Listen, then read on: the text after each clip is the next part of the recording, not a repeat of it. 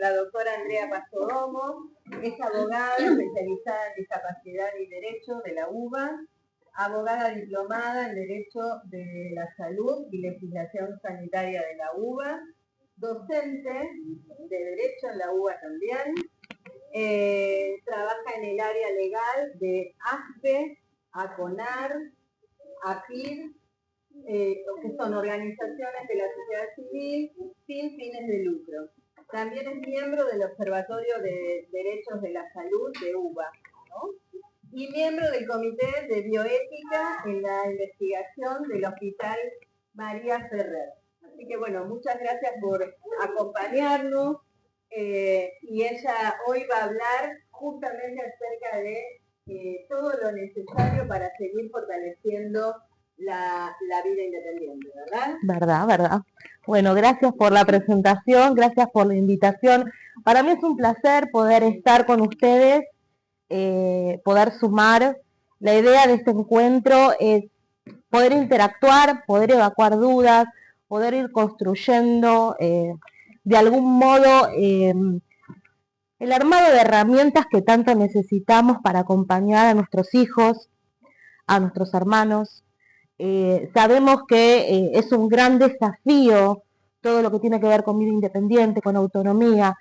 En lo que hace a discapacidad, cuando yo creo que de los distintos tipos de discapacidad, cuando hablamos de discapacidad intelectual y mental, yo creo que ahí es donde nos genera un cimbronazo mayor, porque la toma de decisiones personal, la necesidad de los apoyos, hace que nos preguntemos la pregunta que todos tememos: ¿qué va a pasar cuando no estemos?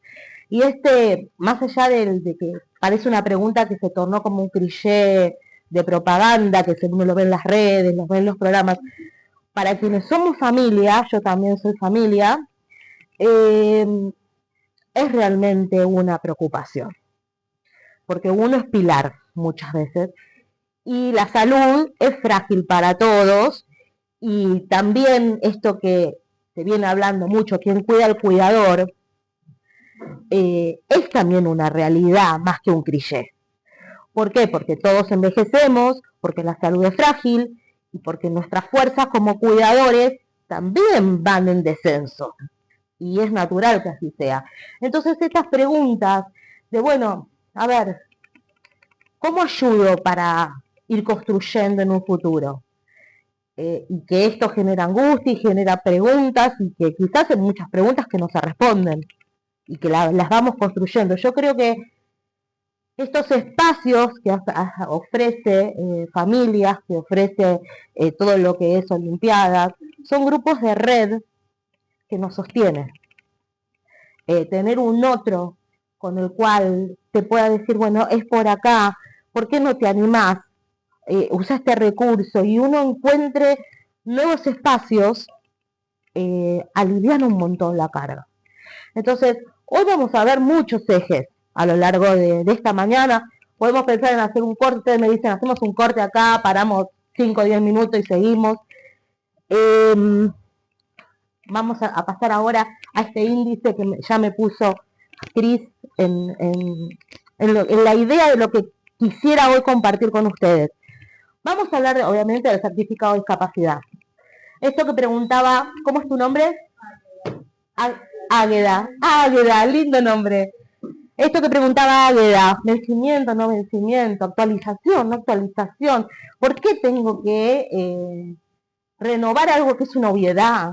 Y esto que contestaba Cari, ¿qué hacemos con los grupos que no tienen esas familias de apoyo y esas personas con discapacidad que no tienen seguimiento médico?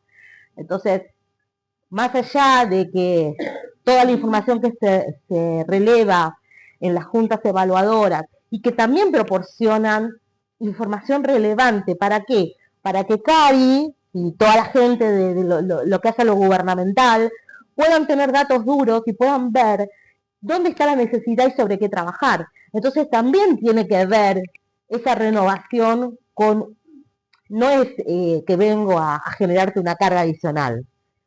Todo se entrelaza. Bueno, pero hay estrategias para que eso no suceda. A ver, en el escenario ideal de una familia presente, que está la mamá, está el papá, o está uno de los dos, o hay un referente que se ocupa, adelantarse un paso. No esperar a que el CUD esté por vencer, gestionar los turnos con anticipación. Tarea compartida, que en Ciudad de Buenos Aires la idea es que de una semana a otra tengamos el turno. Maravilloso. Chapó, me saco sombrero. Pero cuando esto no ocurra, mientras esto no ocurra y tengamos un tiempo de espera mayor, tomar esa precaución, generar, si yo tengo que presentar, aparte de la parte médica, los informes de los terapeutas, generar todo eso con anticipación y gestionar hasta 3 meses antes puedo solicitar el turno antes que venza. Entonces, suponiendo que ese turno por alguna razón se suspendiera, yo voy a la obra social y presento el turno, lo estoy gestionando, no puede haber un corte prestacional.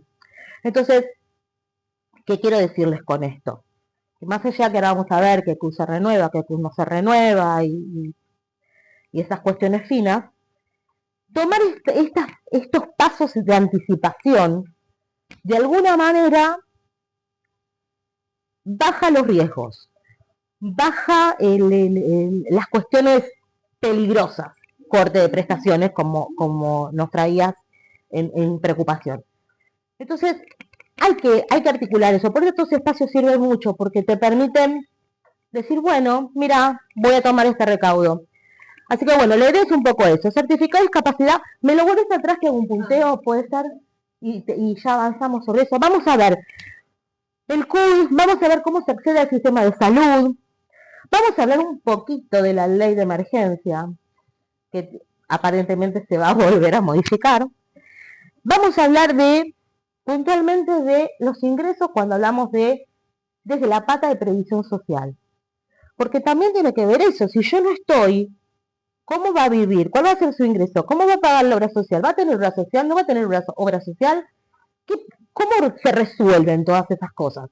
Entonces, bueno, pensar en las asignaciones familiares, pensar también en este último punto, poder decidir una mejora en los bienes que va a recibir ese hijo con discapacidad.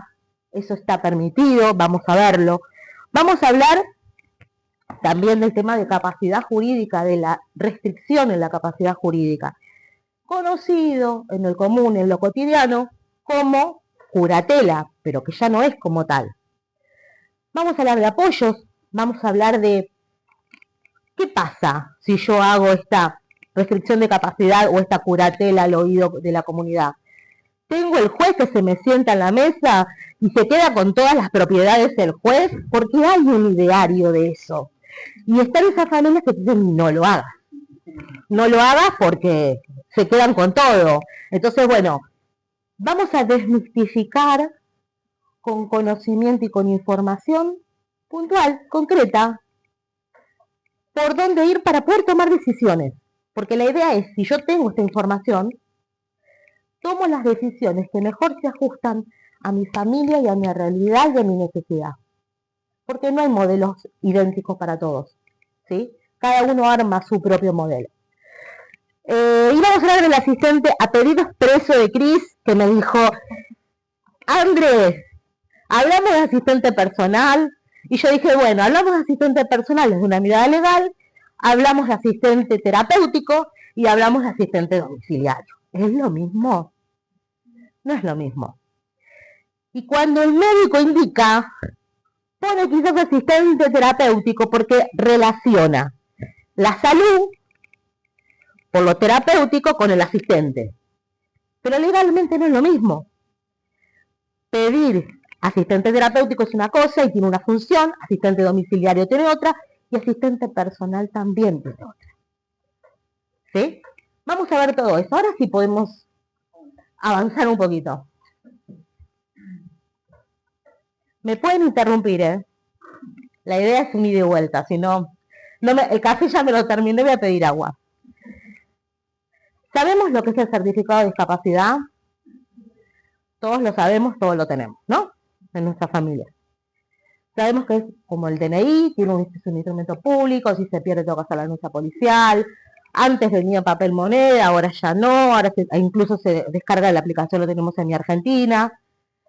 El certificado de discapacidad otorga beneficios sociales impositivos. Cari dijo algo de ingresos brutos, AFIP, discapacidad. Bueno, también los empleadores, cuando toman a personas con discapacidad, tienen extensiones en un 50% en lo que es ingresos brutos, en ganancias. Hay beneficios que se otorgan como forma de estímulo para el empleo, más allá que sea, y todos lo sabemos, una deuda pendiente lo que es el empleo. ¿Sí? Bueno, es la 24901, que es como la ley madre en discapacidad, lo prevé la figura del cupo laboral, incluso en lo que es la parte estatal, que no está cumplido, pese a los años.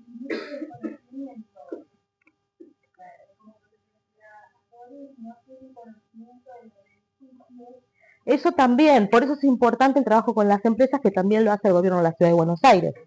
Entonces, explicar a las empresas, al privado, del diseño universal, explicar al privado que la heterogeneidad en su población suma riqueza a sus empleados, porque esto es como la escuela.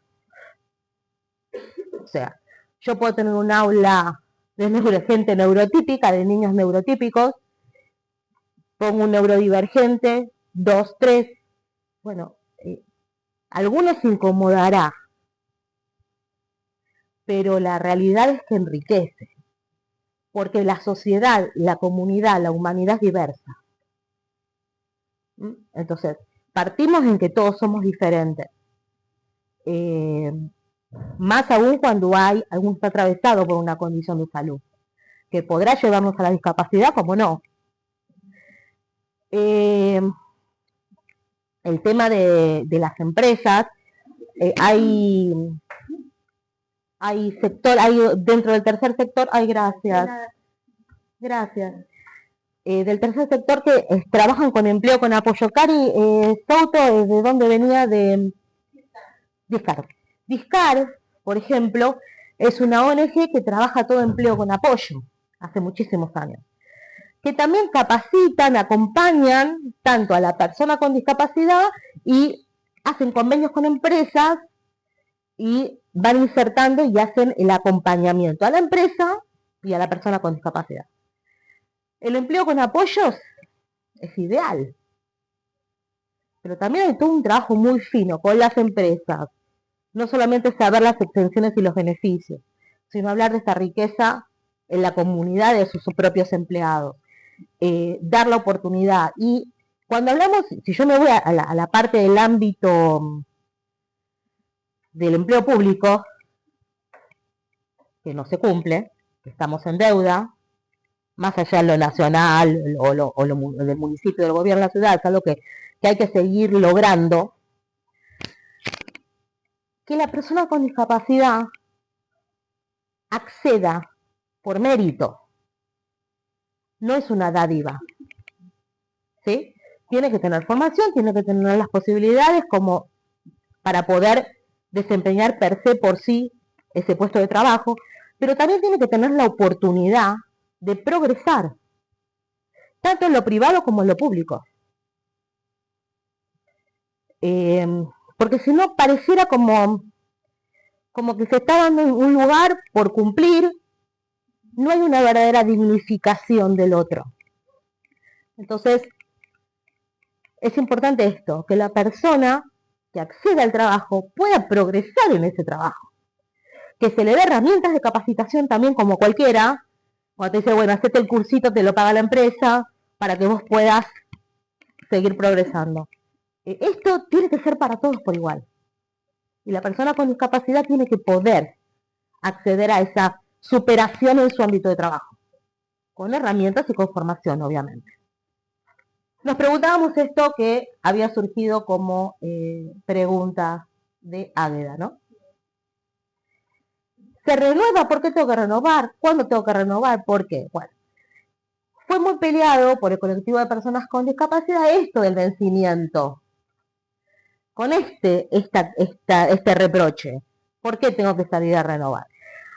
Se sancionó hace poco esta ley, que es la 27711, donde se establece 3 situaciones puntuales, con reglamentación obviamente, de que no va a ser necesario renovar.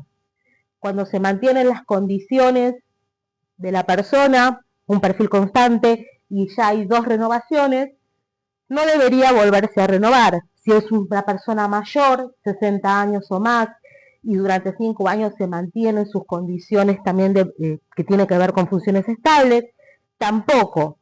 Aquellas personas que necesitan un equipamiento permanente para vivir, ¿sí? Tampoco. Son situaciones expresas en las cuales no se renovaría el CUD y no tendría vencimiento. Ahora, si vamos cualquiera de nosotros fuera de estas condiciones, hacer el certificado de discapacidad, se elimina esto de vencimiento y aparece lo de actualización. La verdad es que lo de actualización fue originalmente pensado como una responsabilidad sobre el Estado de salir a convocar a las personas a hacer ese seguimiento para la actualización de lo que es el CUD.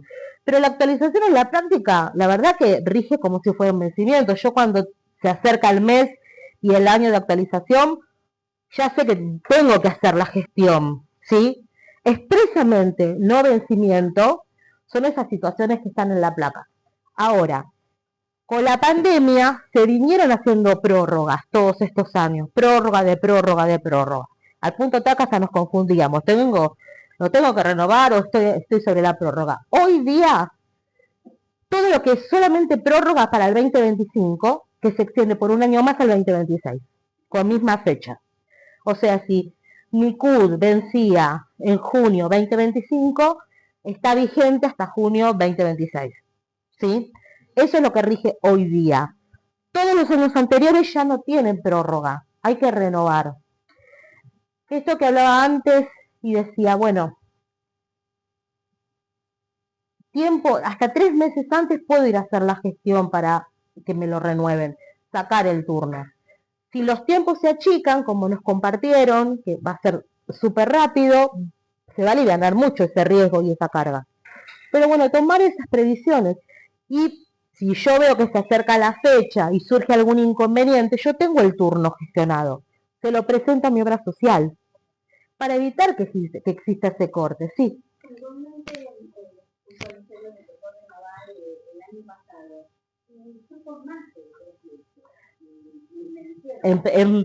Fue con más de 3 meses y te dieron el turno. Genial, ¿con cuántos meses? Sí. Re bien, bueno, mejor, mayor previsión. Mayor previsión. O sea, te dieron para antes de que venza. Por ejemplo, el mío vence en abril. Por ejemplo, el mío vence en abril. En enero ya tenía hecho... Octubre, ¿y cuándo decía? ¿Cuándo? 16 de marzo. Marzo, octubre, noviembre, diciembre, enero, febrero, marzo. Son los 6 meses justo. Con 6 está bien. Pero es 3, yo dije 3. Pero, ¿por qué saqué esta cuenta? Porque la documentación médica que uno presenta no puede tener más de 6 meses de vencimiento. Entonces, buenísimo, si te lo dan con mayor anticipación, genial. Bueno, genial, pero ves que está dentro de esos 6 meses que a todos nos piden que la documentación médica no puede tener más de 6 meses. Entonces, por ahí va, pero buenísimo. Sepan que, a ver, con anticipación gestionan el turno para que no esperar el vencimiento y que se queden sin nada. Los 2 meses antes tenía ya hecha la renovación de lo que me vencía. Y eso te da una tranquilidad. Totalmente. Uno tiene que renovar toda la Hay veces que se complica tener la parte médica. Entonces, en eso, ¿no? Hay que ver cada realidad. Pero bueno, si yo lo puedo gestionar y tengo el turno, con el turno no me pueden cortar las prestaciones. Tomemos como referencia esto, 3 meses como regla, con estas eventualidades que pueden pasar, y los estudios no pueden tener más de 6 meses. O sea, yo no me arriesgaría con ir a estudios de 9 meses porque hay una alta probabilidad de ser rebotado. Entonces manejémonos con 6 meses, que es lo que corresponde, con un tiempo de 3 meses de anticipación. Si uno se quiere dar una vueltita antes, se da una vueltita antes.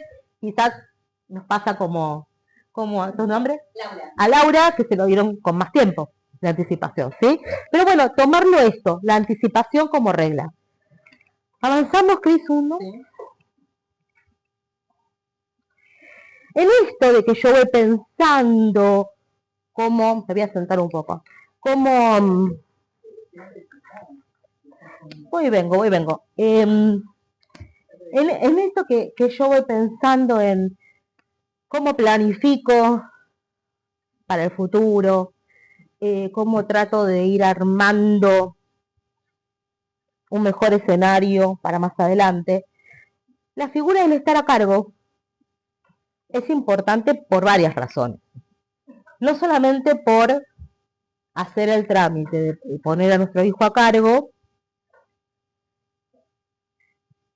cuando estoy pensando en el abuelo también. Bueno, poner a nuestro hijo a cargo y con eso hacer la asignación familiar por hijo con discapacidad, cobrar el adicional por hijo con discapacidad en la asignación, pero va más allá de lo económico.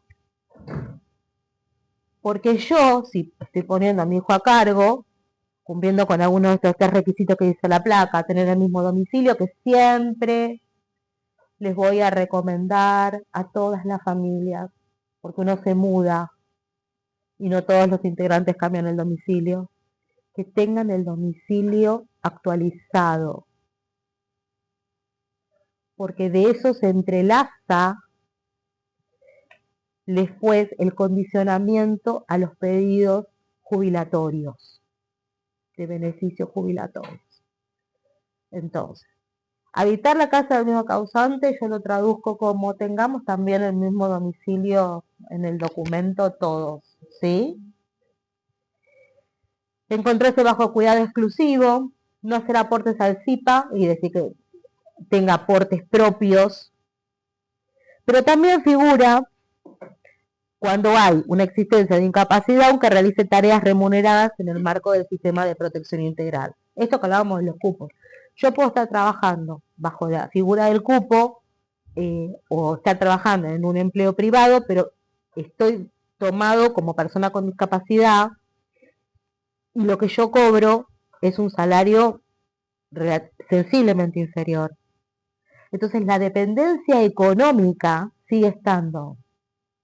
Entonces yo lo que tengo que poder documentar, si yo voy a ANSES y me dice, pero tenía aporte, sí, pero estaba bajo la figura de persona con discapacidad empleada y su salario era por debajo de...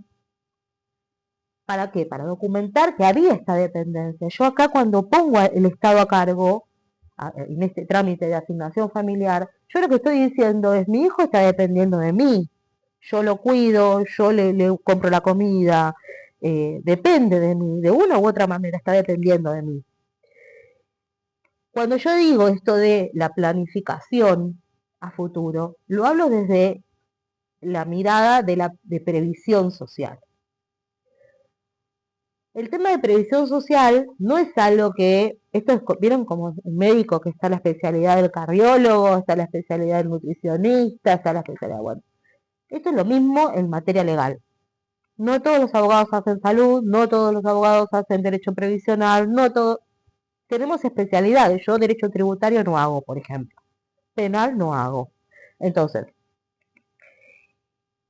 esto abre la puerta al sistema de previsión social.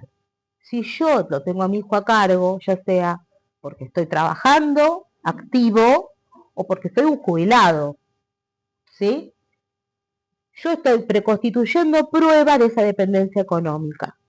Y el día de mañana, si a mí me pasa algo, mi hijo con discapacidad y con certificado de discapacidad va a poder gestionar la pensión derivada de mis aportes.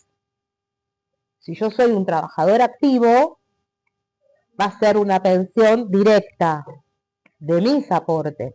Si yo soy un jubilado, va a ser una pensión derivada de mi beneficio.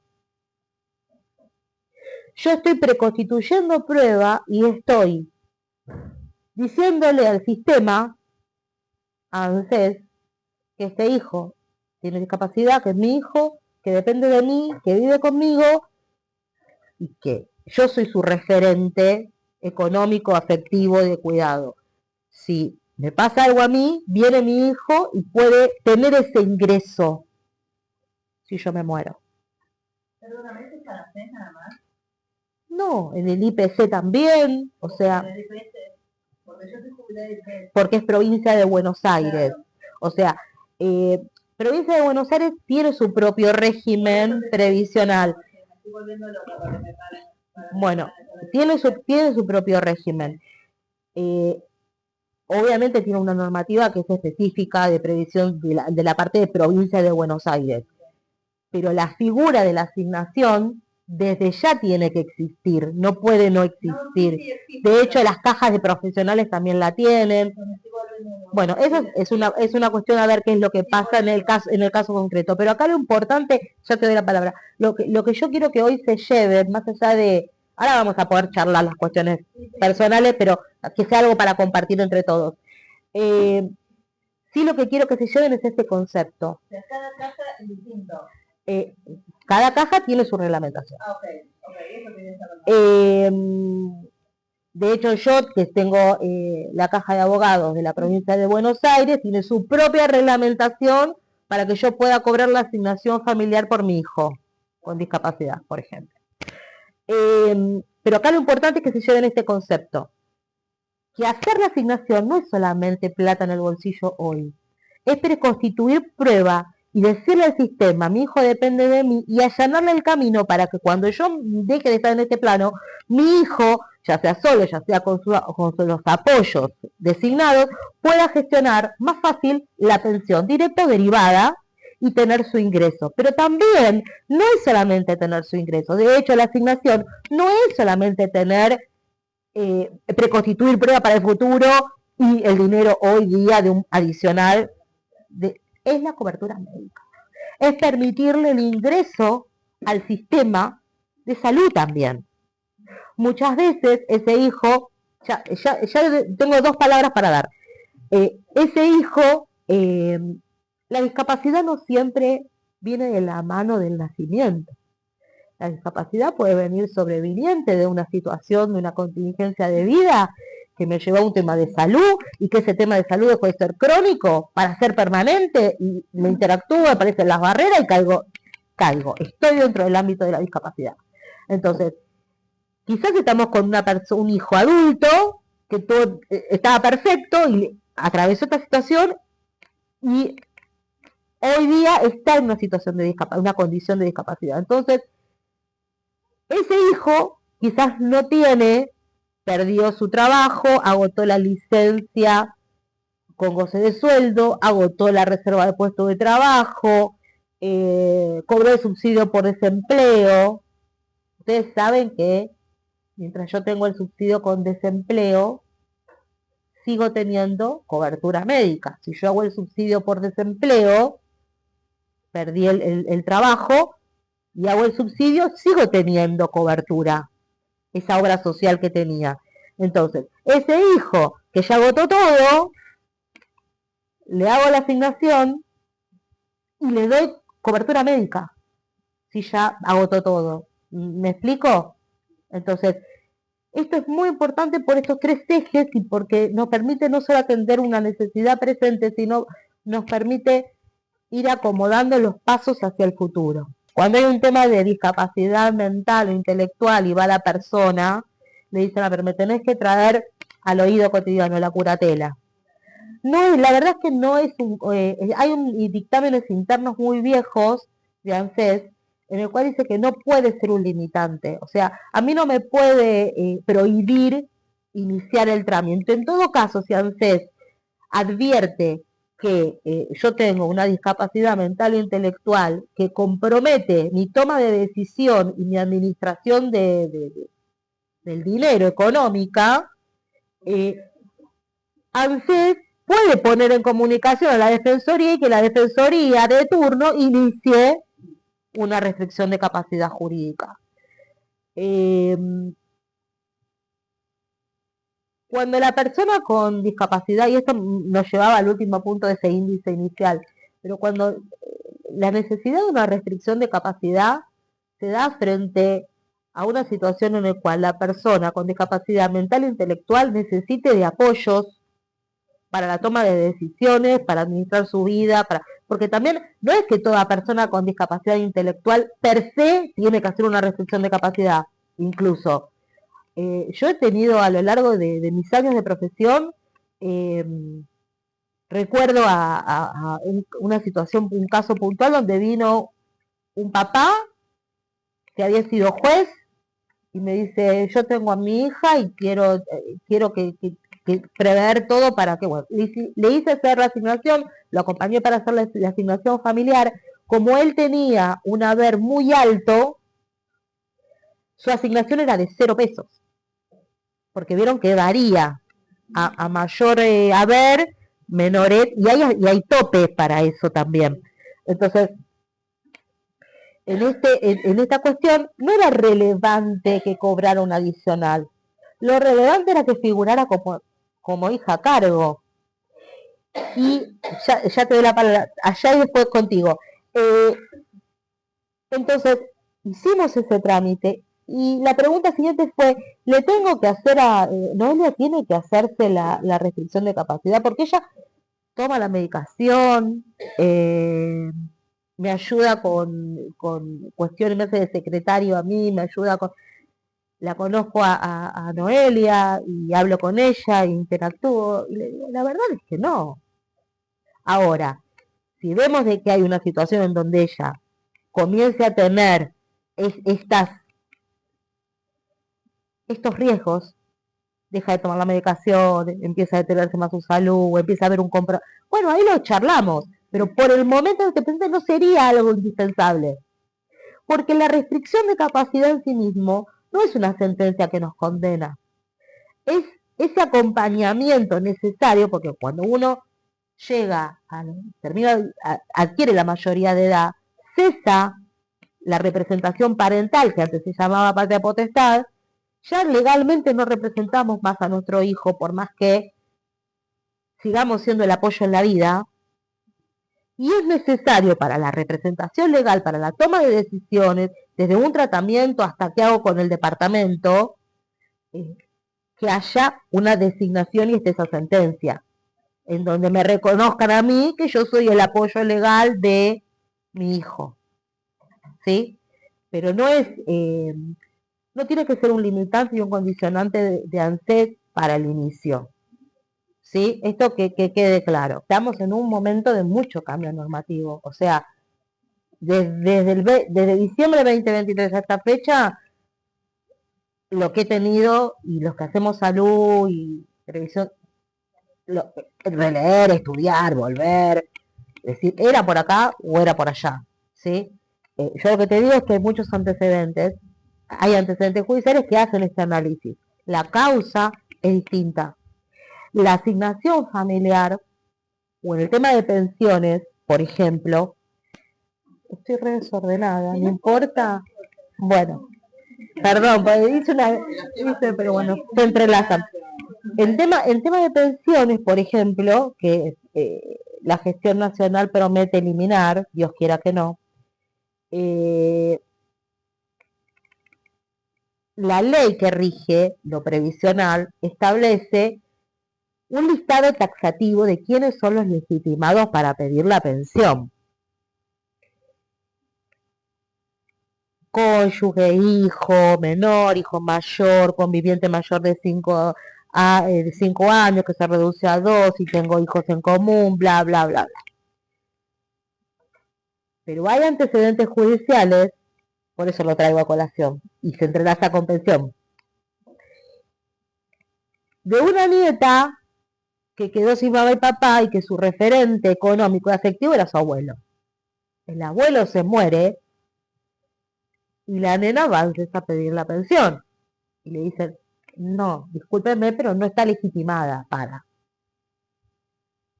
Se judicializa y la justicia se lo da.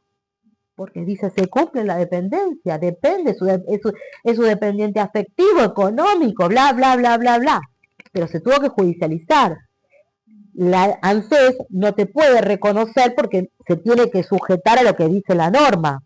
El juez sí puede analizar y ver este conflicto normativo que puede haber con normas internacionales, con la Constitución Nacional, con los derechos del niño, bla, bla, bla, bla, y se lo reconoce el derecho.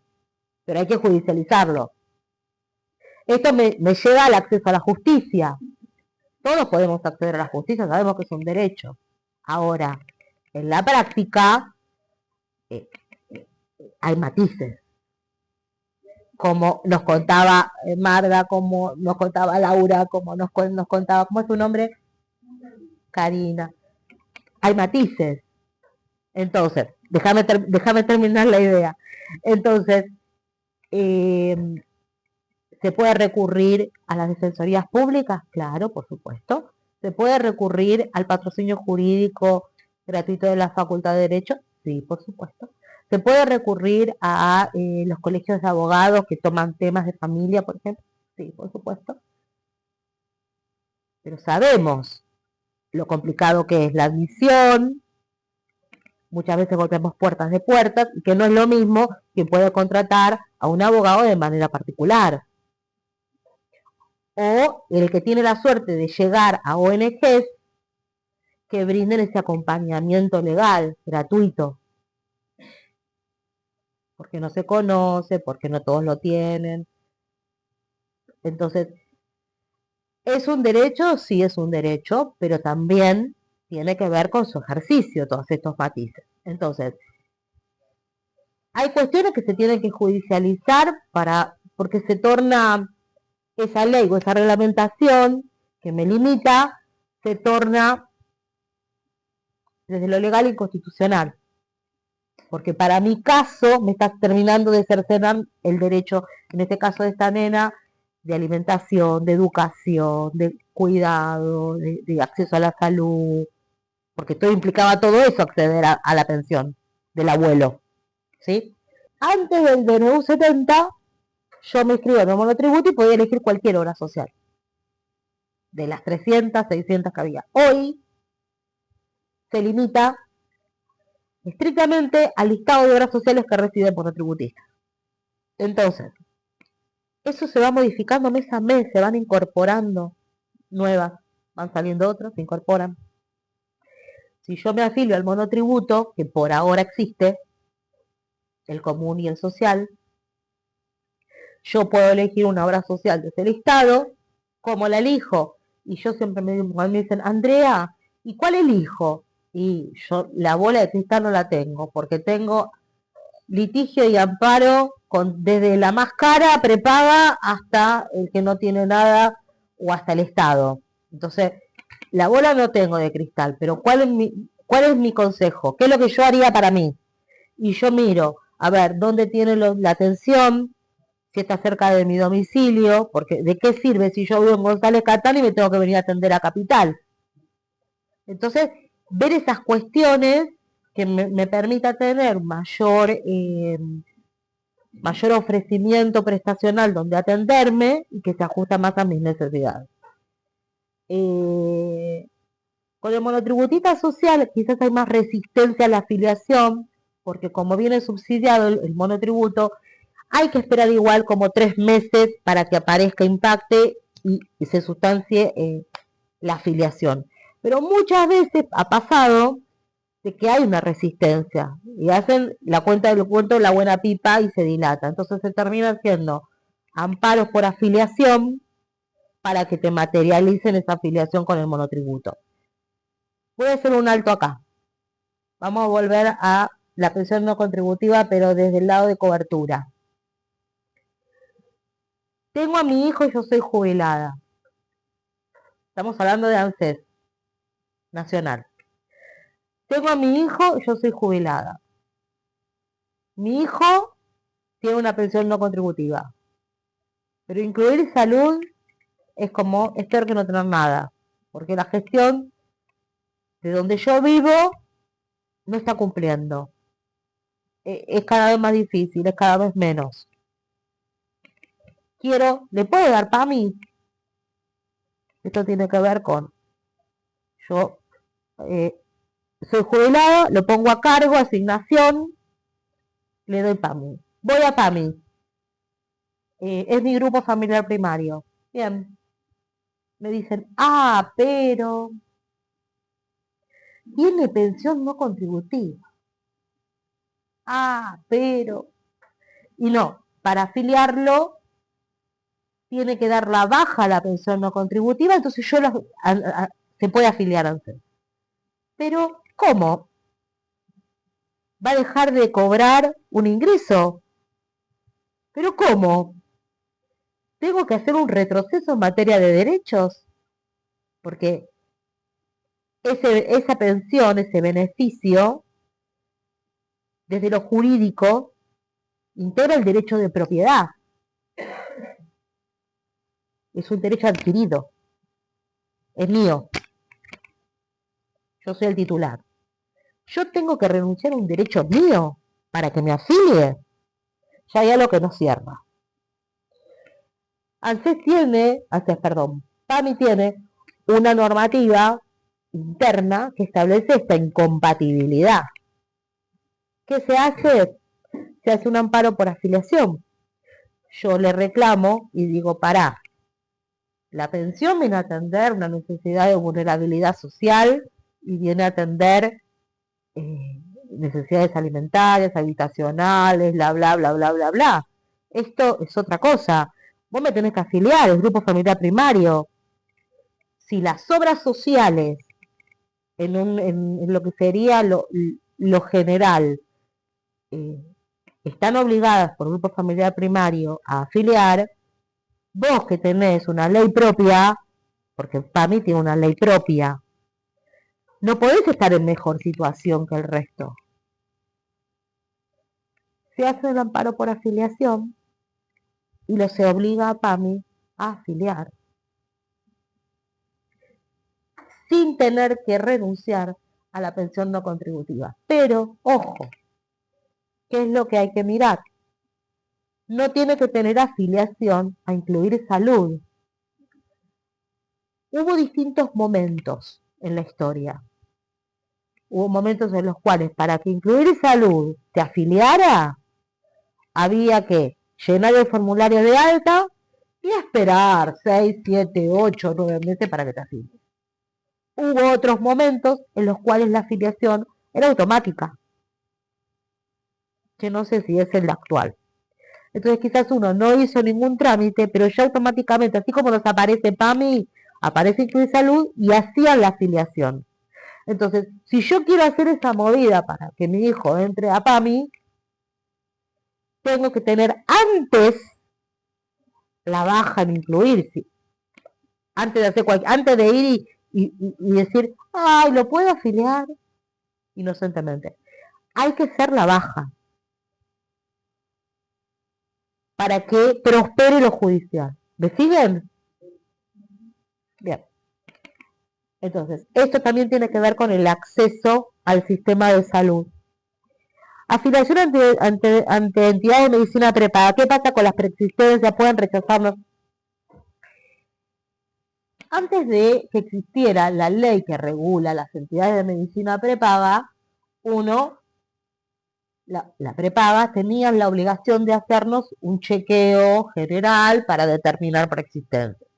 Que no se hacía, entonces uno después decía, pero no cumplió con la carga, la prepaga, así que ahora aguantarse, ¿me perdonan? Voy a decir una chabacana, aguantarse a joderse, no me puedes cobrar las preexistencias. Aparece la ley de entidad de medicina prepaga tan peleada por el sector, porque venía a poner límites y a regular, ¿sí? Uno está obligado a declarar toda preexistencia. ¿Por qué? Porque es la carga de uno, es la carga de uno hacer esa declaración jurada. Si yo omito, porque saben que no voy a decir que tengo alergia. No se les ocurra pedir nada de alergia. Ni se les ocurra comentar en una consulta médica un antecedente de alergia, que puede pasar. Porque a ver, yo voy por un sarpullido y es una erupción y digo, y el médico y le digo, ay, sabe doctor, yo tuve alergia hace mucho, pero no. Y el médico escribe, alega haber tenido alergia. Ahí estamos condenados a que se advierta con una auditoría médica ante un pedido de que hay un falseamiento de declaración jurada. Y eso es motivo de desafiliación. Ahora, el declarar las preexistencias tiene que ver con que la prepaga pueda estimar el valor de esa preexistencia por un plazo determinado. Es discrecional, lo puede hacer, viene la prepaga y te dice, ay, bueno, yo te facturo 2 palos por mes. Porque aceptás o no aceptás, tenés 5 días. Y si a los 5 días no me contestas pegando este correo y diciéndome que aceptás, te doy la baja. Ante un detecto de falseamiento de declaración jurada. La verdad es que no. La prepaga tiene que elevar a la superintendencia y con la superintendencia estimar el valor. En la práctica pasa que es como más común que ante una situación de preexistencia te la facturan, te tiran el valor y muchas veces el valor es tan alto que es una invitación a no entrar. Una discriminación indirecta. Yo puedo discutir y decir, bueno, este valor no me cierra y poner en consulta a la superintendencia si es que yo voy a entrar al sistema. ¿Sí? Si yo estoy ya dentro del sistema y me detectan un falseamiento de declaración jurada, que puede no haber sido falseamiento de declaración jurada, porque muchas veces, y tengo casos de eso, pasa que quizá la persona no tenía el diagnóstico y venía de otra atención médica, donde hay una historia clínica que documenta y dijo, bueno, ahora conseguí este trabajo que es mejor, puedo pagar un plan superador y accedo a OSDE, tengo mejor atención médica, y resulta que hago eso y al mes resulta que paso por una guardia y me empieza a decir, pero esto, a ver qué es esto, a ver qué es esto, a ver qué es esto, a ver qué... y termina siendo un tema oncológico. Tengo un caso así, real, hoy día sustanciándose. Entonces, viene hoy y dice, pero Rosita me faltó la declaración jurada, ¿sabes qué? Ahora querés que te cubra un tratamiento oncológico, te afiliaste hace un mes, te voy a cotizar. Y le pasan 3 millones por mes. Y trabaja y cobra 1.100.000. Entonces. Y viene y me dice, Andrea, yo no falseé la declaración jurada. Esto me apareció de esta manera. Tenía hasta casi la hora y los segundos de cada acto de lo que le había pasado a la persona. Y entro a discutir con y digo, paren, acá no hay ninguna, esto es así, hay una historia clínica anterior, donde no va a surgir que hay ningún antecedente ni consulta oncológica. Bueno, para OSDE hay falseamiento, entonces le cotiza. ¿Qué es lo que dice la justicia? Que esta decisión no puede ser una decisión, yo prepaga, tengo que probar antes de desafiliar. No puedo hacer un fin de acusatorio y desafiliar y querer cobrar. Esto es lo que dice la justicia. En el marco de un juicio yo voy a tener que salir a probar que no falseé la declaración jurada. La probaré con la historia clínica anterior, con los antecedentes y demás. Cuando cotizan, resulta que después que hacen todo y la desafilian en medio de un tratamiento oncológico en curso, así de grave, cuando la desafilian, en el marco del juicio, a posterior me traen la consulta y el expediente con la superintendencia donde le pedían cotizar a la superintendencia, la preexistencia. Y la superintendencia le comunica por mail a la afiliada, a Rosita, de la presentación y que quería hacerse, que entonces le decimos, pará, hay un expediente abierto, hay esto, el otro, no hay preexistencia, y hay un expediente abierto, y hay un juez tramitando, y hay una medida cautelar que se está cumpliendo. Entonces, ¿qué es lo que dice la superintendencia? Dice, no, si interviene el Poder, ya cuando interviene el Poder Judicial, la superintendencia es un paso al costado. Porque ya hay un tema judicial. No puede haber una superposición de decisiones. Aparte, lo que puede hacer la superintendencia, lo que puede hacer el juez, excede en sus facultades a lo que puede hacer un órgano administrativo. Entonces, ¿se puede afiliar una persona con discapacidad o con enfermedades crónicas a una entidad de medicina prepaga? Claro que se puede afiliar. ¿Nos pueden rechazar? No, pero nos tienen que cotizar. Si la cotización es abusiva, y bueno, la discutiré con la superintendencia si quiero entrar, a ver si corresponde o no. Hay veces que eleva muchísimo. Será un tema de eso, pero no tiene que ser lo que yo quiero que se lleven es esto, que no es una negativa y un impedimento, ¿está? Avancemos. Bueno, esto un poco lo venimos hablando. Las obras, las prepagas, con todos estos cambios normativos, entran, cumpliendo determinados requisitos, entran al listado, a ver cómo lo digo sin que sea legal, pero es legal. Las obras, te lo voy a decir legal, pero yo sé que lo voy a tratar de bajar y ustedes me dicen si se comprende. Las obras sociales se rigen por una ley. La autoridad es la superintendencia. La ley 23660. Las prepagas entran a formar parte de los que quedan regulados por esta ley, como una obra social más, siempre que cumplan determinados requisitos. ¿Sí? Eso fue uno de los cambios. Pero ya la superintendencia se desreguló el tema de los aumentos. Antes del DNU 70, la superintendencia decía, bueno, se va a aumentar un tanto por ciento a partir de tal mes. Eso ya no rige más. Hoy día, primero sabemos que se reliberó, ¿no? Todo lo que fue, y lo que fue enero, febrero, marzo, abril 2024, después del DNU. Que los precios de las prepagas se desorbitaron, por eso generaron tantos reclamos judiciales. Algunos colectivos individuales, hubo de todo un poco, y subsisten hoy día. Hoy quedó delimitado a aplicar los aumentos conforme el índice de precios al consumidor, que siempre es a mes vencido, y que deben notificarnos 5 días antes de ese aumento y de cuánto va a ser. Esto del monotributo lo hablamos. Me jubilo, trabajo, ¿puedo acceder? ¿Tengo que ir sí o sí a PAMI? Yo trabajo y tengo mi obra social nacional sindical. Caso A. Yo trabajo, tengo mi obra social, pero también tengo el plan superador y tengo la prepaga.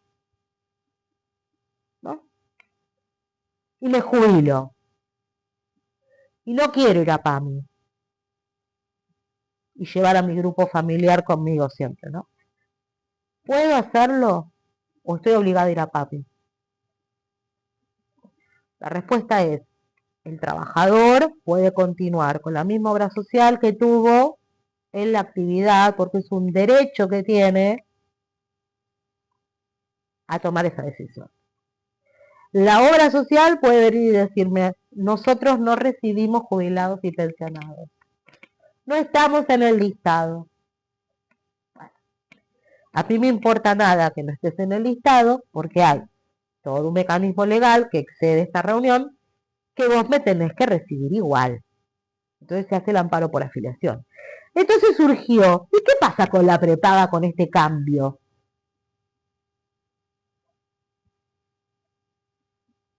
¿Puedo derivar el aporte mío de PAMI que vaya a la prepaga y me lo descuente y yo continuar con la prepaga pagando? Obviamente no van a pretender tener la prepaga con lo que tenían. No, Disney no, ahí no. En este caso Disney no. Pero ¿puedo derivar mi aporte? Entonces, Andrea, ¿qué dijo cuando vio el DNU 70? Qué interesante. Ahora que están adentro, el MIT de la 23660, el mismo juego normativo que yo aplico para la obra social, ¿por qué no se lo puedo aplicar a la prepaga si ya está dentro de la misma ley? ¿Me siguen? Bueno. Obviamente siempre hay resistencia, porque ¿qué prepaga quiere tener un abuelito que le va a consumir mucho? Aguante el plan joven, ¿no? Y sano.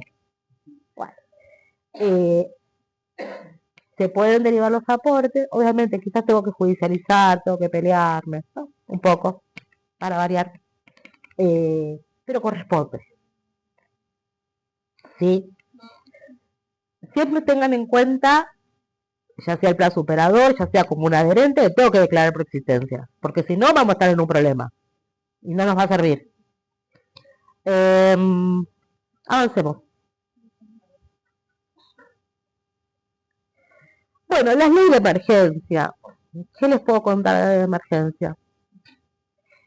Sabemos lo que sabemos todos en cuanto a la lucha que hubo legislativa, a una negativa férrea del Poder Ejecutivo Nacional a no cumplir, al punto tal que hay un amparo colectivo en el Departamento Judicial de Campana, con un juez muy aférreo a que cumplan. Se llegó al punto de aplicar sanciones personales a funcionarios para que cumplan. Y así sale la reglamentación que se publica en el boletín oficial, una reglamentación en la cual debo decir que me ha sorprendido en los considerandos, en donde dice que sin reconocer hechos ni derechos, como si esto fuera una contestación de demanda, vienen a reglamentar, pero que no están de acuerdo. O sea, es hasta en los considerandos de la reglamentación publicada en el boletín oficial, lo que nunca he visto en mis más de 30 años de profesión, lo leí. Esta ley viene a poner en valor, primero, la función, la necesidad de las prestaciones y el que se tenga que cumplir con la convención. El que esto sea llevado como políticas públicas, la convención se materializa en políticas públicas donde se cumplan esos derechos. El reconocimiento de la deuda exponencial que hay con los prestadores. ¿Por qué? Porque nosotros veníamos de un nomenclador que al 2023 ya venía desfasado en sus actualizaciones. Esto no es algo de este gobierno, del inmediato anterior, del inmediato anterior. Esto es un tema que nos atraviesa, ¿sí? Por décadas. El nomenclador, los últimos aumentos periódicos que hubo eran de un 1%, hecho en 6-7 veces, parecía una cargada, con lo que implicaba para los prestadores. Ustedes imagínense que el aumento del nomenclador terminaba siendo retroactivo, y tenían que reacomodar la facturación por ese 1%, a pagarlo a 90, 120 días. Entonces, ya veníamos desfasados, o sea, el combustible no puede valer 500 pesos el litro de nafta cuando está a 2000. Entonces, eso es a título meramente de ejemplo. Esta ley lo que vino a decir, bueno, hay un saneamiento, hay un ahogo de los prestadores, el reconocer a los prestadores esta compensación de todo un año de desfasaje, todo el año 2024, venga a compensarse y a reconocerse siempre y cuando cumpla determinados requisitos, porque estos prestadores no tienen que estar suspendidos, estos prestadores tienen que estar al día con sus obligaciones, o sea, esta compensación o este reconocimiento de un año que todavía no se cumplió, miren, todavía no se cumplió, por eso cierran los centros de día, por eso tiene que salir desde lo local el gobierno de la ciudad de Buenos Aires a dar subsidios y asistencia, porque están cerrando los centros de día, están cerrando los hogares, y estamos hablando de centros de día, hogares, ¿no? Que trabajan con una población que es de adultos, ¿sí? Porque pareciera que para los niños con discapacidad hay un montón de más posibilidades. Cuando vamos creciendo, las puertas y los dispositivos no son tantos. Entonces, van cerrando estos lugares de contención, hogares, centros de día, ¿está? Entonces, bueno, se tiene que hacer esta compensación de un año que todavía no se materializa y que tiene un montón de requisitos. Se establece que la prestación que brindan los prestadores de discapacidad es un servicio esencial. O sea, se pone en valor todas estas cuestiones. Se dice al directorio que es el que toma la decisión de los aumentos, que empieza a partir de enero 2025 a establecer el aumento, un aumento que no se cumple, no se materializa, el directorio no se reúne, y durante todo el 2025, en la parte final del 2025, octubre a diciembre, fijan como un reconocimiento de un 20 y pico por ciento a un 30 y pico por ciento, pero que tampoco responde a lo que se pide desde la ley. Que hubiera sido que se cumpla desde enero, febrero, marzo 2025 ese aumento. En este escenario recién aparece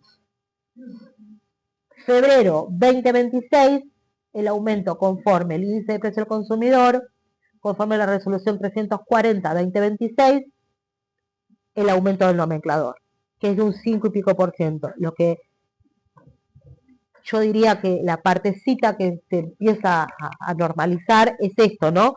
Que a partir de ahora, así como me aumenta la prepaga, aumenta el nomenclador todos los meses. Veremos qué es lo que pasa. ¿Sí? Está terminando marzo, a partir de febrero tendríamos en marzo tener otro aumento y así sucesivamente. Pero igual no está saneado.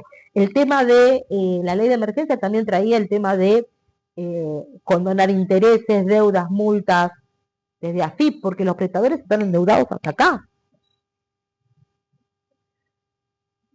Todo, educación especial, centros de día, hogares, los prestadores, ya la terapeuta ocupacional, la psicóloga, están empezando a no atender personas con discapacidad, o se dedican a otra cosa o atienden particulares. Las familias ponemos plata por encima, pero llega un momento que no podemos poner, como tampoco se puede duplicar las prestaciones, que sabemos que se hace para compensar las diferencias, porque ya no nos da el almanaque semanal. Entonces, ya no es más 2 por 1, es 3 por 1. Y sabes que el pibe necesita descansar. ¿Cómo lo dibujo? Que va 3 veces cuando es una. Pones plata acá, pones plata allá como familia, llega un momento que no la puedes poner. Y esto genera una inequidad, porque el que no puede poner se queda sin. Y no está bien.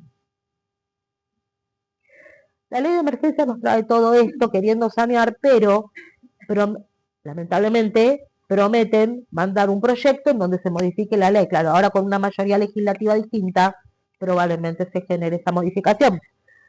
Talleres protegidos también está incluido el asegurar su financiamiento y estímulo equivalente al salario mínimo vital y móvil. Pensiones no contributivas. La pensión no contributiva por invalidez pasa a ser pensión no contributiva por discapacidad para protección social.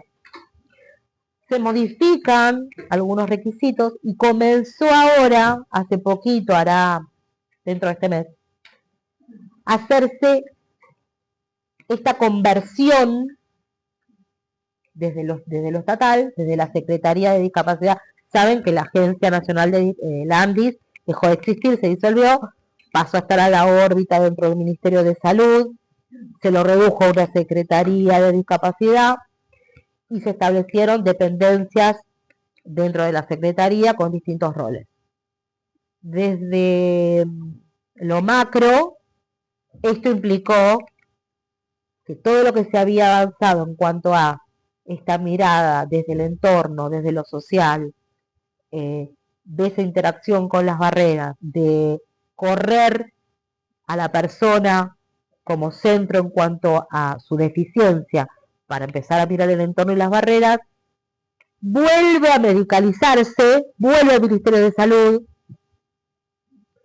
y degradado a una secretaría. Esto implica dinero, que le destinen, qué importancia le doy como política. Entonces, hay un tema ahí, por eso el colectivo de personas con discapacidad reclamó y reclama y patalea, y porque esto genera un impacto en políticas públicas, y en qué lugar le doy a la discapacidad, y lo estamos viendo con el no cumplimiento de la ley.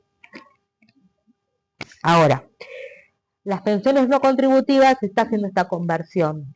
Antes, yo en la pensión por invalidez tenía que documentar, se había bajado de un 76% de invalidez previsional a un 66%. Ahora se pide tener el certificado único de discapacidad. Eh, yo entiendo, acá Cari te pido que si digo una barbaridad me corrijas, yo entiendo que desde lo jurídico quien tiene la pensión otorgada y no tiene CUD, porque, a ver, tener una pensión no contributiva no me requería tener certificado de discapacidad. Yo tenía que cumplir con el certificado médico oficial, que la evaluación tenía que darme el 66% de invalidez laboral, y que no se rige por las, la normativa de certificación de discapacidad. Se rige por el baremo previsional. Nada que ver, ¿sí? Entonces, yo que accedí a una pensión no contributiva por invalidez, que no tengo CUD, pero que tengo esa vulnerabilidad económica, tengo esa incapacidad o invalidez previsional conforme el baremo, hoy que se hace la conversión están pidiendo el CUD, no deberían privarme a mí del derecho, porque yo ya lo adquirí el derecho, ¿sí? Pero al que lo inicia, como requisito, se está pidiendo, parte de los requisitos se está pidiendo tener el certificado de discapacidad.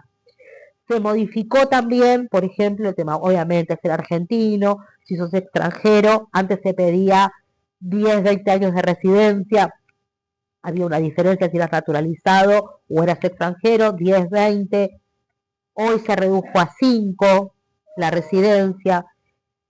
El requisito de vivir en el país, si yo salgo del país, no puedo estar ausente del país por más de 3 meses, porque si no se suspende, ¿sí? Porque es netamente social. Si yo estoy con una pensión no contributiva y estoy viviendo afuera, cae.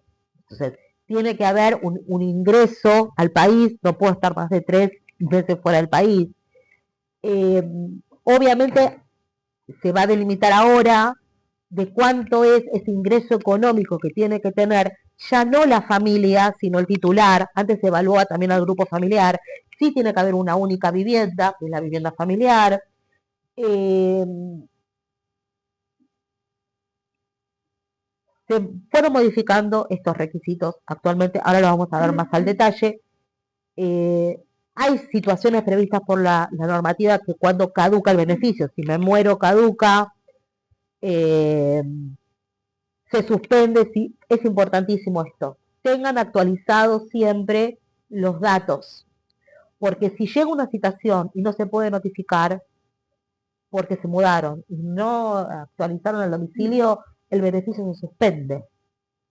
Si no se, es motivo de caducidad del beneficio no cumplir con las obligaciones, y también tener los datos actualizados es una obligación. Cuando se modifican los datos, tengo 15 días para hacer ese aviso. Me mudé. Algo importante de las pensiones no contributivas de hoy día. Antes era incompatible con el trabajo. Vino el reclamo y en la gestión, si ya no me equivoco, de Alberto Fernández, con la pandemia, habían salido resoluciones en las cuales se reconocía el derecho a trabajar, lo cual era algo lógico. Y se hablaba de relación de dependencia, que yo, cuando estudié la norma, hice comentarios doctrinarios, dije, momento, acá se están olvidando del monotributista. También es trabajo y es registrado. Eso dejó se dio después, esas resoluciones no se admitieron más, se dieron de baja, y se volvió a subsistir con la gestión actual la incompatibilidad del trabajo. Con la ley de emergencia se estableció que es compatible trabajar, pero hay un límite. El sueldo no puede superar los 2 salarios mínimos vital y móvil. Si yo consigo trabajo registrado como monotributista, hasta 2 salarios mínimos vital y móvil es compatibilidad. Ahora, si estoy por encima, se tiene que suspender el beneficio, se suspende, no se pierde, se suspende. Y si yo me quedo sin trabajo o me reducen el salario o lo que fuere, ahí puedo volver a pedir que se vuelva a dar de alta, se elimine esa suspensión, ¿sí? Ahora, si se detecta que yo estoy cobrando y 3 salarios, 4 salarios, es un incumplimiento de las obligaciones y una modificación de los requisitos que me está pidiendo la normativa. Entonces, en ese caso, me va a caducar el beneficio, me lo van a dar de baja. y yo voy a tener que, una vez que vuelva a tener los requisitos, volver a gestionar la pensión no contributiva. Sí. Bueno, mi nombre es Miriam. Un gusto. Quería consultar en el caso de que mi hija tiene una pensión no contributiva. Yo tengo una sola propiedad. Sí. En el caso de que yo herede una propiedad por el fallecimiento de mis papás, ¿qué pasa con esa pensión? ¿Esa la va a perder? Lo que dice la normativa hoy, insisto, es un cambio permanente lo que vivimos legislativamente, es que se ve el ingreso familiar de la persona y no del grupo familiar. Antes sí se analizaba el grupo familiar. Y antes uno podía tener la vivienda para uso personal y si vos tenías otra propiedad tenías que documentar determinadas cuestiones vinculadas a su adquisición y demás. Surge la pregunta, ¿qué pasa? ¿Puedo donar para que ya sea el nombre de mi hija la propiedad y no tenga que hacer una sucesión si fallece, si me muero? Siendo vivienda única, hoy ¿qué día es? 28 de marzo a las 11:30, nos queda media hora, puedo. Única vivienda familiar. Hoy. El tema del ingreso, cuánto se va a pedir, es algo que el Consejo Federal de Discapacidad lo va a determinar ahora. O sea, todavía estamos ahí. Pero ese es el escenario. Pasá a ver si... creo que todo esto lo hablamos. Por vejez son 70 años, pero bueno, esto miren, es lo que hablamos. El valor de la pensión representa el 70% de la jubilación mínima, que son algo de 200 y pico, no llega a 300, la mínima está a 300 y pico.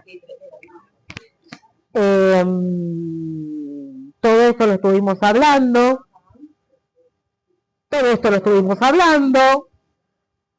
Contributivo. Retiro transitorio por invalidez. Ley de ceguera. Rápido. Es largo el tema. Es largo. Podemos estar, tenemos media hora, no nos alcanza. Bueno.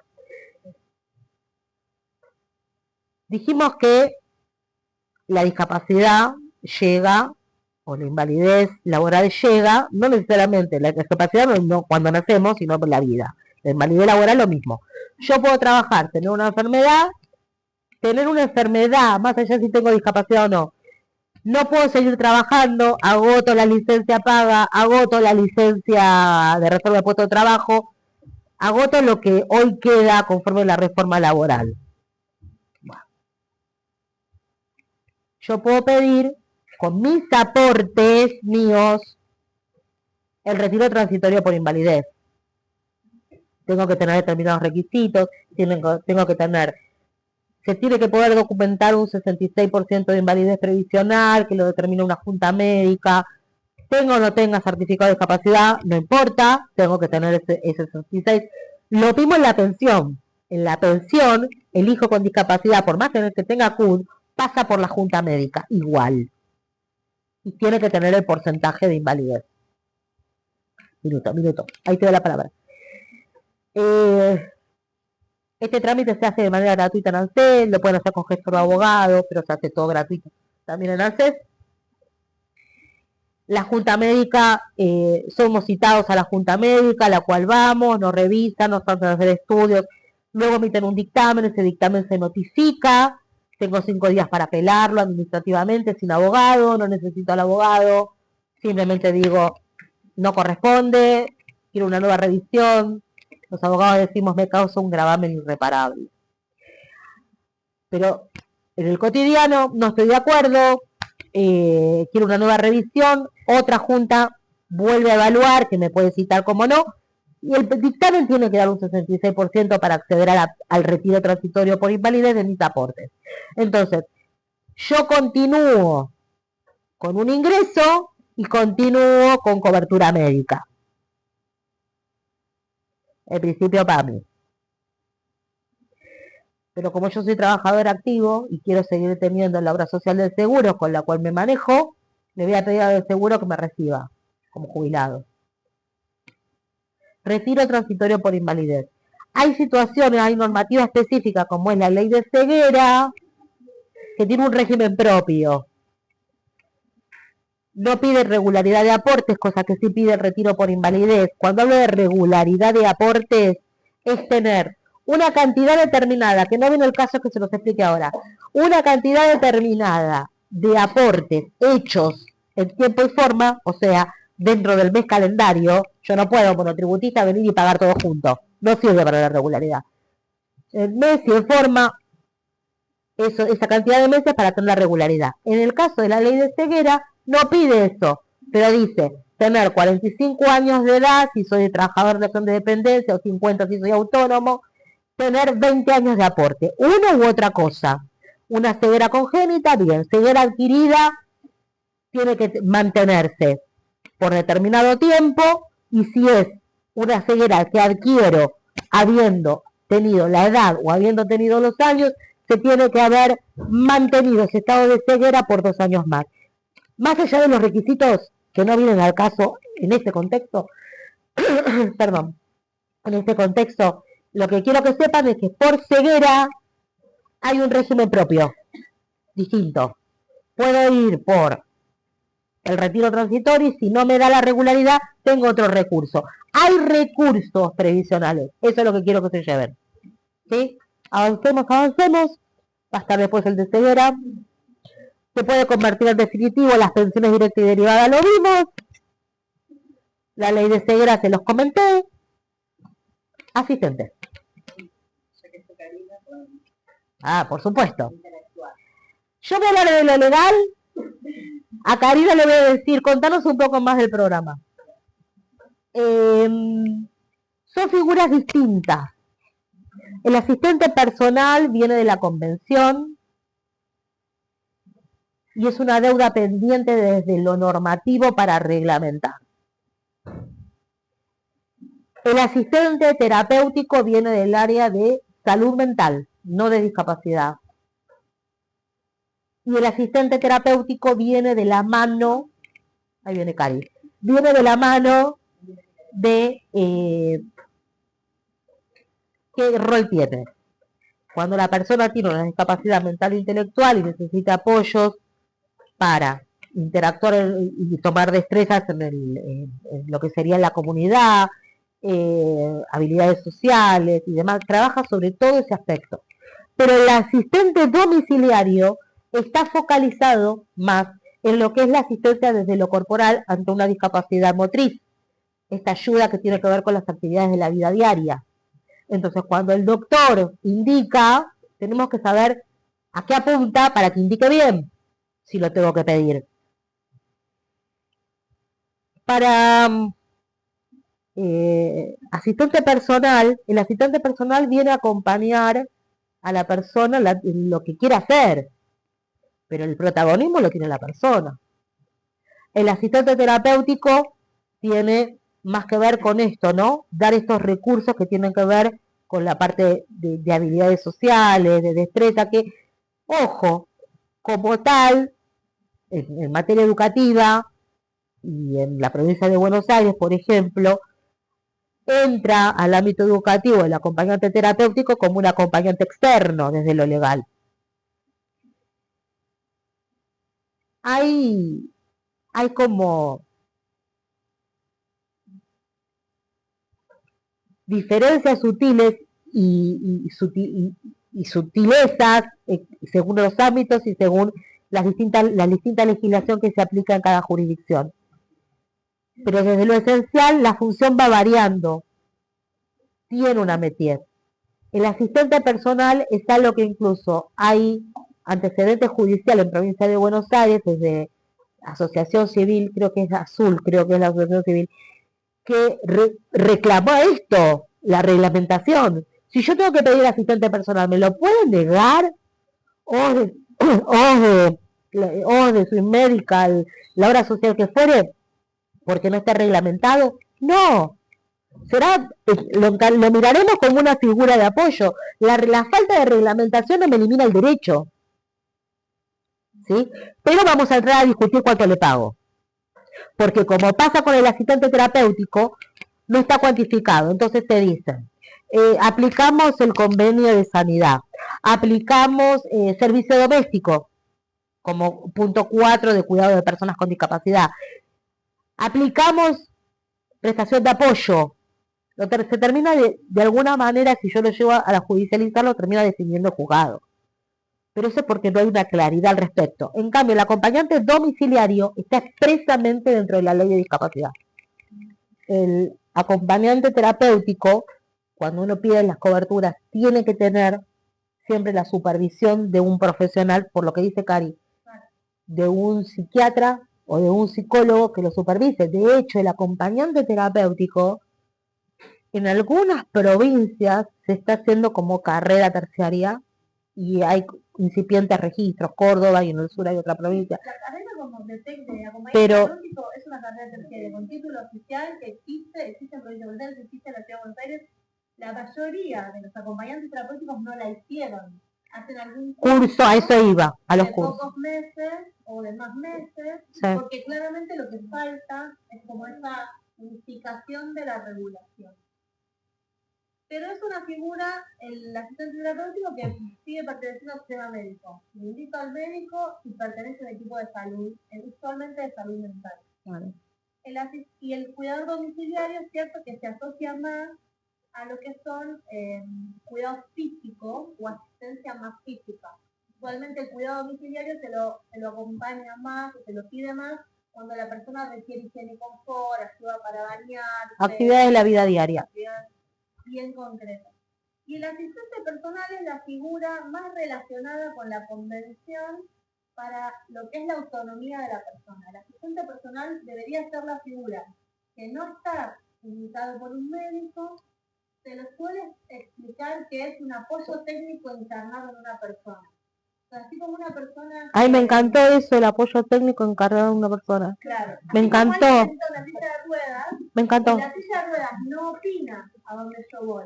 Me ayuda a ir. Claro.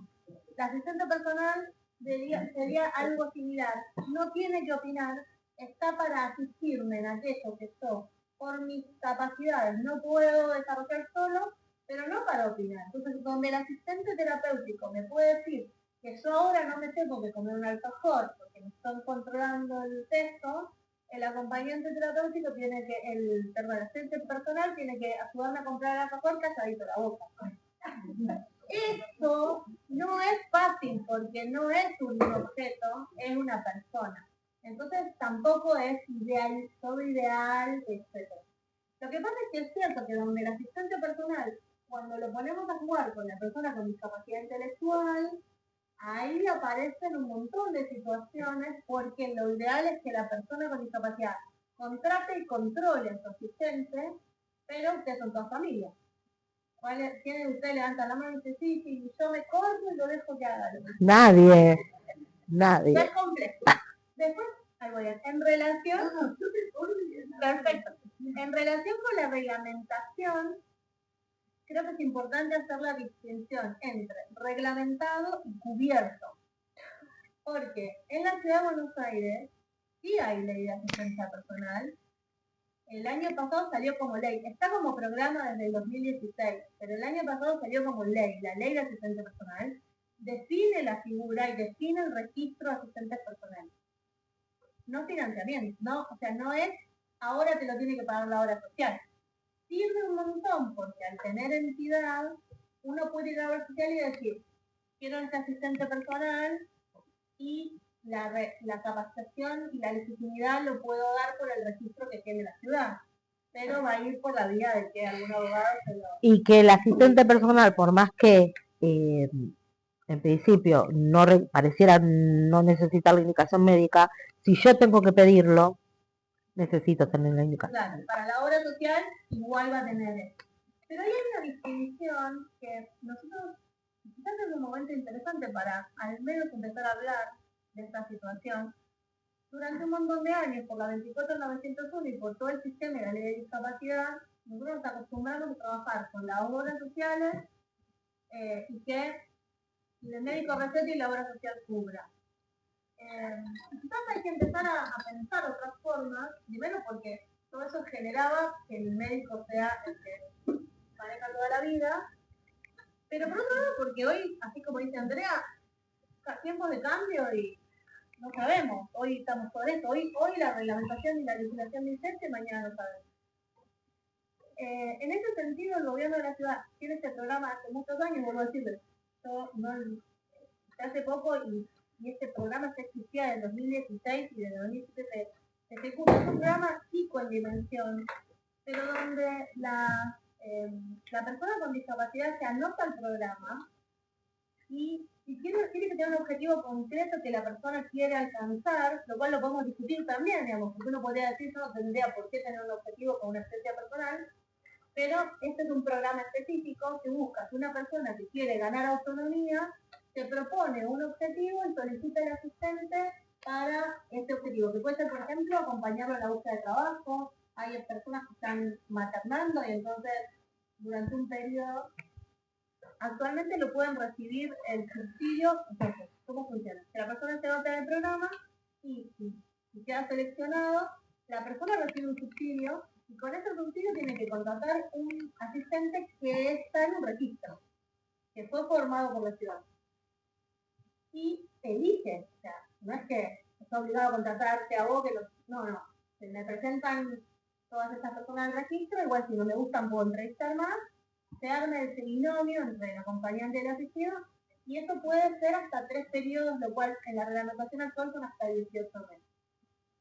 ¿Sabes? Tiene de bueno esto de que el médico no interviene para nada. Actualmente hoy la cantidad de horas son 6 horas semanales, lo cual muchos pueden decir, no alcanza. Bueno, pero digamos, ese es su tipo, el único que... Y es teniendo cobertura médica o no teniendo cobertura médica, no es limitante. Sí hay prioridad para el que no tiene. Que no la tiene. Digamos, siempre la prioridad es para el que más lo necesita. Pero hoy no es incompatible con tener cobertura social, básicamente porque la cobertura social no cubre esto. O sea, no es algo que esté cubierto. Y pensando que acompaña la voluntad de la persona con discapacidad, estamos hablando de personas con discapacidad mayores de edad. Sí. Porque además es un programa para adultos, porque todo lo que tiene, yo de eso no sé nada, así que si me quieren preguntar, de hecho la pregunta, pero no la puedo responder. Toda la parte de educación tiene otro tipo de sí, es un mundo aparte. Es un mundo aparte. Un proyecto con programa para adultos. Y la persona con discapacidad cuando tiene comprometido el tema de toma de decisiones, no lo pensé no se hace distingo, o sea, más allá de tener una discapacidad intelectual, mental, que tanto puede decidir, no es un limitante tampoco. No hay un okay. No se lo piensa de esa forma porque es una figura que sí está pensada muy desde la convención. Entonces, por supuesto, si la persona tiene un sistema de apoyo, una restricción a la capacidad jurídica y etcétera, por supuesto se va a pedir que ese entorno se involucre por cuestiones incluso de responsabilidad legal, totalmente. Pero la persona pone sus objetivos de para qué está solicitando. Por eso el proceso de solicitar al asistente es este lugar donde la persona se acerca y dice en una entrevista con un equipo profesional que ayuda a que eso pueda suceder, ¿para qué quieres asistencia? Entonces, usualmente hay personas que quieren tener más vida social y para eso, digámoslo, no es que no va a acompañar en la compra de una casa o el manejo de sumas de dinero. De cotidiano, cosas más simples y cotidianas. Ahí en ese centro que les decía de Barcelona 701 hay un equipo ahí también. Y si no hay un mail específico, pero no puedo hacer por el mail, pero en el que pusimos recién pueden hacer la consulta. Sí, en ese pueden hacer la consulta específica y alguien del equipo específico les va a hablar.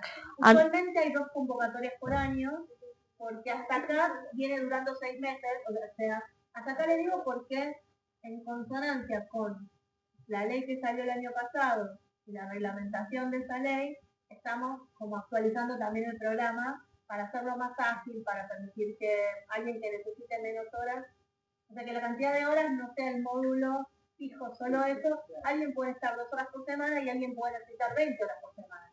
Entonces también si le estamos buscando esa... El tema de la normativa, en cuanto a normativa, a nivel nacional no tiene reglamentación. Y como bien dijo Cari, por eso es la discusión de cuánto se paga, no están llevados al nomenclador.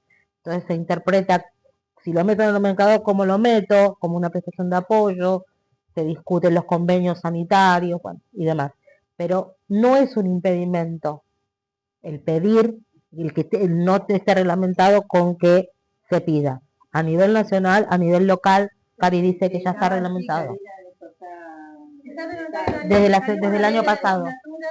Vieron que con la autonomía, yo soy vieja y sigo pensando en los legisladores porteños, en las ordenanzas. Tenemos diputados y tenemos leyes, y el año pasado salió como ley. La ley lo que le da es la entidad, le explica qué es, lo define, qué hace, qué no hace, y la creación del registro, que de cualquier modo ya existía, pero le da entidad por ley la creación del registro. Eso es lo que salió por ley. Lo que iba a decir antes es que algo que muchas veces no pensamos es que muchos de sus hijos podrían formarse como asistentes personales. Eso es una buena salida laboral, la formación es accesible, porque a veces, si se apoya por pares, a veces, no sé, algunos de sus hijos puede ser un gran asistente para otra persona en relación a sus habilidades. Entonces, ustedes, tenemos un montón de personas que se vienen formando. Es maravilloso. Maravilloso. Claro, sí, sí. Bueno, ya tenemos dos. El programa de universidad y yo el de familia y hicimos este curso y no nos agotamos en el registro porque somos de provincia y yo decidí identidad y yo no tengo que ir con discapacidad intelectual. El sábado pasado me llamó desesperada, muy angustiada, quise consultar con Ana porque el curso muestra las diferentes barreras de las distintas discapacidades. Entonces empezó a ya sentirse como beneficiada porque sus sentimientos son otros creencias a lo que le proponía. Entonces, como no puede ir al teléfono, para que no le quisiera, para que pudiera hacer un curso, para que se sintiera con una autoestima alta y viendo las barreras que presentan la sociedad y cómo ella se sienta pueda resolverlo. Ahora voy a hablar con Ana para que me ayude porque se acabaron los libretos, porque ella me siente como persona con discapacidad. Entonces, a mí nunca se me hubiera ocurrido pensar que pueden sentir de otra manera. En el segundo curso, yo no quiero que deje, quiero que lo termine y la quiero poner como ejemplo. Porque está buenísimo mandar el feedback de esto. Claro. Nosotros en general recomendamos, por supuesto, cuando está abierta, que la gente lo puede hacer, recomendamos que las personas que requieren más apoyo van en presencial. Porque en el presencial hay todo un equipo que va acompañando y de hecho ahí tenemos muy buenos resultados con personas con discapacidades psicosociales también, etc. Entonces nosotros somos claro. Entonces es como que... Bueno, pero está bueno mandar el feedback para que si hay cosas que se pueden incorporar como mejorar, está buenísimo. Yo quiero ayudarme en todo lo que pueda y la autoestima sobre todo para que lo pueda terminar. Ella puede ayudar a otros, acompañando. Sí, de hecho, está mucho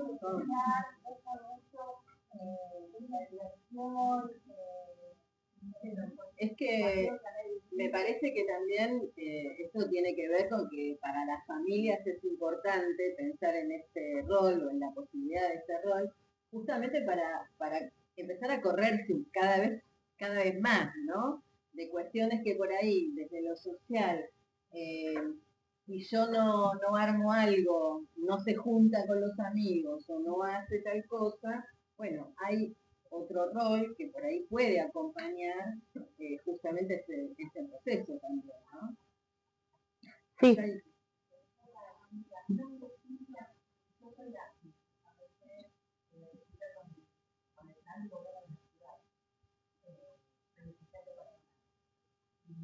Trabajamos realmente para las personas con discapacidad, con sociales,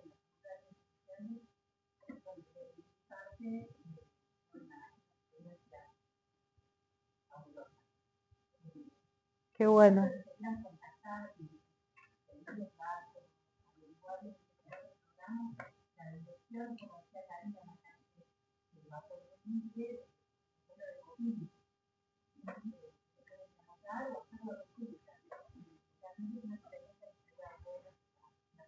Totalmente, aprovechar el recurso.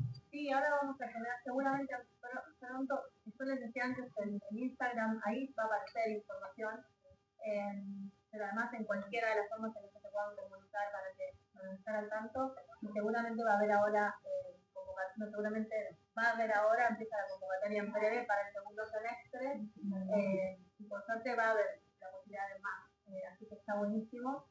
También vamos a agregar nuevas interacciones con las organizaciones, porque son las que tienen más enclave territorial y podemos ir apoyando y difundiendo. La verdad, nosotros creemos bastante en esta figura, pero también quisiera decir algo en relación a estas figuras de apoyo. Ninguna de estas figuras resuelve todo, No. porque además son figuras de personas. Entonces, La última, cualquiera que la haya de tenido sucesorio, relación laboral ya no con hablamos. alguien, compañeros de trabajo, personas del empleo en casa Un particular, antes. en su casa, o trabajo en una empresa, Ya sabe está, que las queda relaciones esta laborales y son ya está. entonces, todas estas relaciones con figuras de apoyo que dependen de Bien con el personas tiempo. tienen esta dificultad también. Pero también es cierto que hay muchas cuestiones que aportan un montón a la autonomía de la persona, que no dependa siempre de mamá o de papá para poder ir a una actividad o para... Y que es re valioso, porque trabajar la autonomía desde siempre, desde lo más temprano que uno pueda, es un construir hacia el futuro. Y pensando que, bueno, que no vamos a estar siempre. Entonces, es ese plus necesario para que haya una continuidad después de nosotros mismos. Tema muy sensible.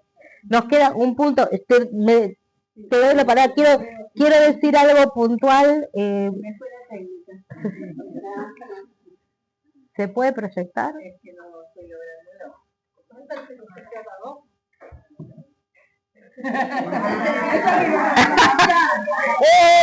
Bien. Bueno, no quiero, es cuestión de pensar estrategias. Bueno, esto no quiero que pase por alto, porque es algo que es valioso. Uno cuando tiene, planifica, esto es parte de la planificación sucesoria, ¿no? Y eso tiene que ver, bueno, a ver, tengo varios hijos, con el cambio, el nuevo Código Civil y Comercial unificado, se previó esto. Si yo tengo varios hijos y uno de mis hijos tiene discapacidad, más allá de que hay una porción legítima que uno no puede tocar, los herederos forzosos tienen una porción que sí o sí reciben, salvo que sean expresamente excluidos. Si yo tengo un hijo con discapacidad, puedo mejorarlo, tomando hasta un tercio de la legítima de esos otros hijos y mejorando a ese hijo con discapacidad. ¿Por qué el legislador pensó esto? Lo pensó porque la persona con discapacidad requiere de un mayor respaldo económico para atender sus necesidades, no como un desmedro al resto de los otros hermanos que también están legitimados a recibir, sino mirando que los otros hermanos tienen posibilidades de generar su propio patrimonio en mejores condiciones que la persona con discapacidad, que requiere de mayor apoyo económico para atender sus necesidades. Entonces, ¿cómo se instrumenta esto? Esto se manifiesta desde un testamento, que si bien uno puede hacerlo de manera hológrafa, mano alzada y todo, la verdad que es súper objetable un testamento hológrafo, con lo cual la recomendación es que se haga por escribano público, con 2 testigos, y eso queda registrado en el archivo de escribanos, en los archivos notariales, ¿sí? Y la última le dejamos para que cualquier cosa tengan, ahí está, los datos de contacto míos, a través de Cristina y del foro desde ya lo tienen. El número termina en 7 de teléfono, quedó el O de Argentina, que no lo corregimos, pero ahí tienen el número de teléfono, tienen los contactos, y si por alguna razón no me puede localizar, a través de Cristina y a través de Olimpiadas, estamos para ayudarlos. ¿Sí querés contar lo de la organización? Bueno, ¿y puedo decir de que podemos colaborar? ¿Puedo decirlo? ¿Lo podemos decir? Bueno, les voy a contar algo. Yo integro hace muchos años una asociación civil que se llama ASPE, ASPPE, para que nos sigan en las redes. ASPPE,